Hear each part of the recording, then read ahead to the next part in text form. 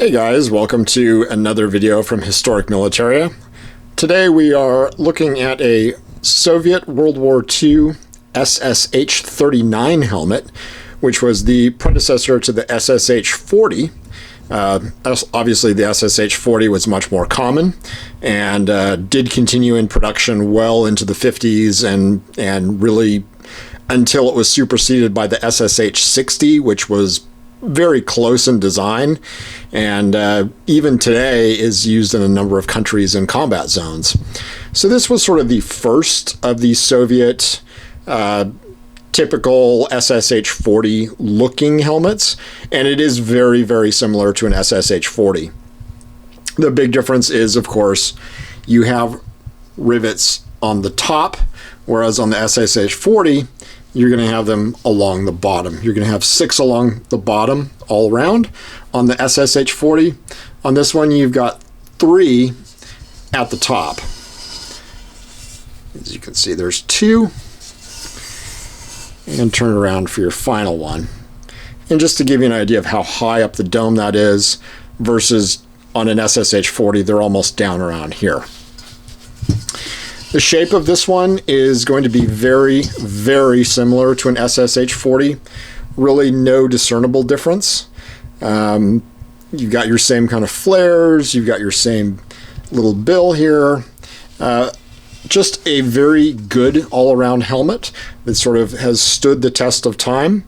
It replaced the earlier Ssh-36.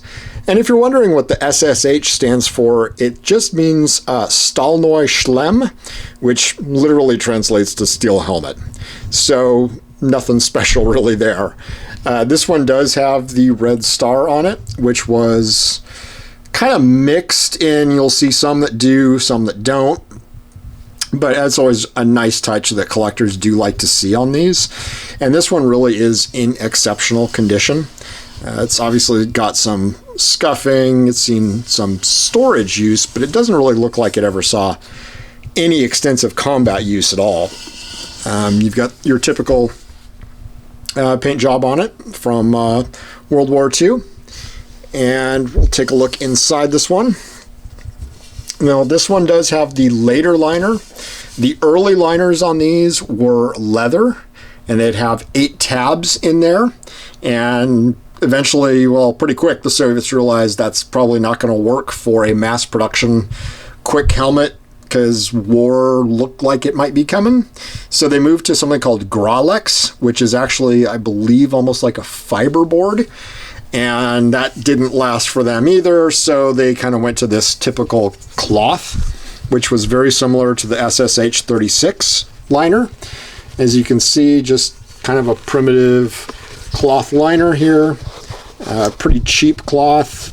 You know, certainly the German liners and American liners and pretty much everybody else who was fighting had a better looking inside helmet. You've got your typical Soviet rivets here on your chin strap and your typical swivels. Nothing amazing there. And your adjustment is right there. And here is your buckle. This one's got a little bit of staining on it. And a lot of people do like to see what the ends of these look like. This one actually looks like it's lost its tab at one point. Or it could have just been made without it during the exigencies of war.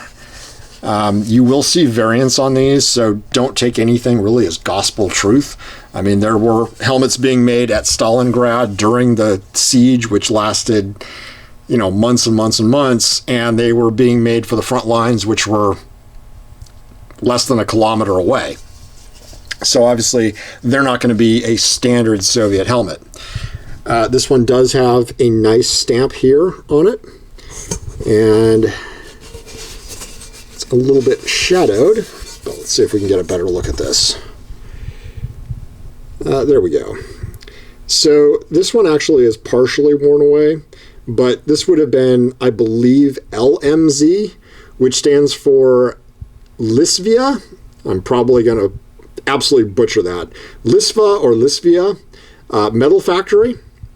That's the M3 would be Metal Factory, basically. The 3 is a Z. And then 41 for 1941. So this is a sort of a later production 39 because they were phased out by about 1942 in favor of SSH-40 production. And you've actually got, that's probably going to be really hard to see, Soviet helmets did carry not serial numbers, but I believe they were lot numbers. And this one would have it around here, but I don't think that's going to pick up, unfortunately. But you'll be looking around here for a set of numbers with a dash, and usually a wartime helmet will be 1 to 2 numbers within a 4-digit number after that. Another thing that you will be looking for, but you'll see this on Soviet post-war helmets as well, is on the front brim underneath that red. Well, it would be a red star, but it's not a red star. But it is the star acceptance mark for Soviet military. And just take a look at this liner here. You've sort of got this, I'm not really even sure what this is, but this was a very typical Soviet material that you'll see in a lot of their helmets, even through the 50s and 60s. They really like this stuff. It's like a sort of a fake leather, and it's pretty typical of a Soviet helmet, very mass-produced. We'll just put that nicely. And then your cloth liner down here, and your helmet shell. And really that gives you an idea of what you're looking at when you're looking at a wartime helmet and a wartime liner on one of these. Now, it is really easy to be duped by the Czech VZ-53 helmet. It does have a rivet pattern very similar to the SSH-39. I've actually done another video on that and how to tell the difference. So you may check out my channel, and you can see what you're going to be looking for to avoid. Czech helmets obviously have a very different liner, and they usually have a Czech acceptance stamp in them, which is worth taking a look at and knowing, especially if you're looking to shell out the money for one of these. These are rare helmets. These are pretty pricey on the collector market. You do see them, but you expect to pay a substantial amount of money, certainly much more than any post-war SSH-40 or anything like that. But just a chance to kind of see a pretty unusual helmet that not a lot of people really get to handle. I've really enjoyed taking a look at this one. I hope you have too. And if there's anything you would like to see us do a video on, leave a comment and we'll see what we can do for you. And like and subscribe if you would like to see more. Thank you for watching.